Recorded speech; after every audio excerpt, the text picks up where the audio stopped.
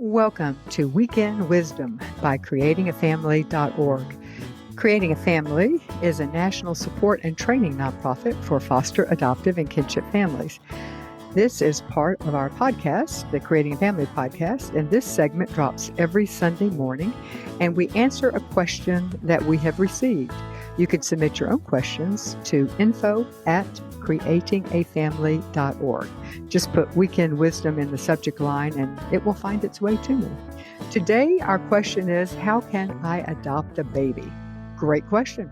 There are several ways to adopt a baby in the U.S. One way is domestic infant adoption. People call it baby adoption, domestic adoption, birth mother relinquishment adoption. Sometimes it's called private adoption. It's the most commonly known form, perhaps, of adoption in the U.S. It's what people often think of. In this form of adoption, it is where the birth mother and the birth father, if he is involved, relinquish their parental rights voluntarily and usually choose the adoptive parents that they want to raise their child. So domestic infant adoption can be done that way. You can use either an adoption agency or an adoption attorney. And some folks also choose to use an adoption consultant, which is basically someone who holds your hands throughout the process and gives you advice and directions. In most infant adoptions in the U.S., the expectant mom or couple chooses the adoptive parents or the couple or the adoptive couple for her child or for their child. The vast majority of baby adoptions in the U.S. have some degree of openness post-adoption. The number of babies adopted each year this way in the U.S. is always challenging to come by since it's governed by state law and there is no universal way that states have to keep tracking. Honestly, some states don't keep track. There's just no central place to collect this information. The best estimate is that approximately 19,000 babies are adopted each year through private domestic infant adoption in the U.S.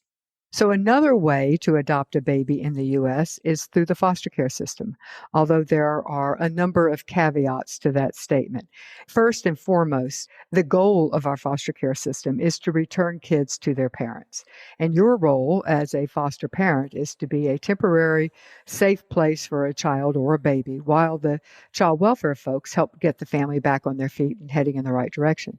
And this is as it should be. No one wants the state going around removing kids from their parents just willy-nilly. And this is just a reminder that the standard is not that they have to be great or even good parents. They just can't be neglectful or abusive parents. And it doesn't matter that you might be a better parent. That isn't the standard that they use.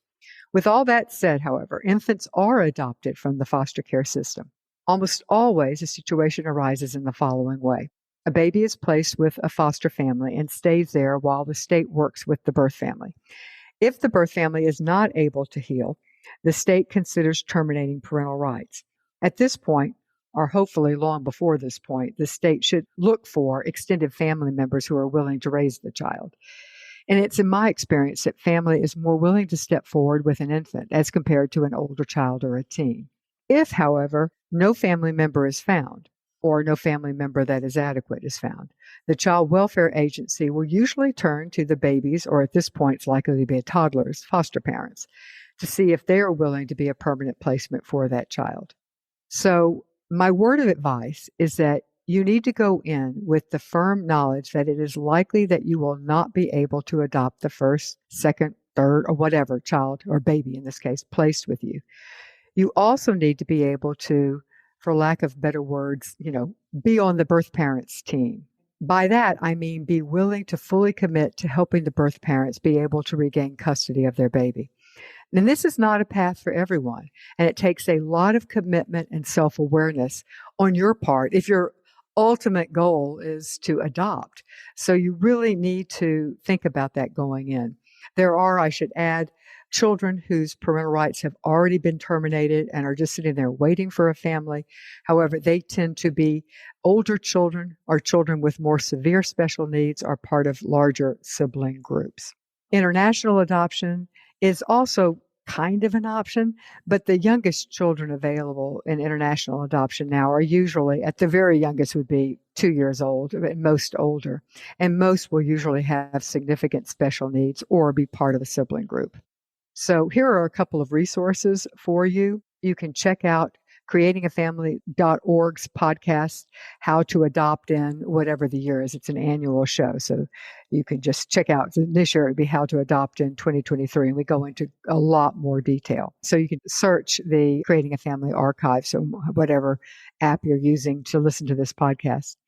We also have a terrific article that is updated annually called Adoption in the U.S., How Many, How Much, and How Long. And that's also a great resource for you. Hope this has helped. Thank you for listening to this week's Weekend Wisdom. If you liked it, please tell a friend to subscribe to the Creating a Family podcast.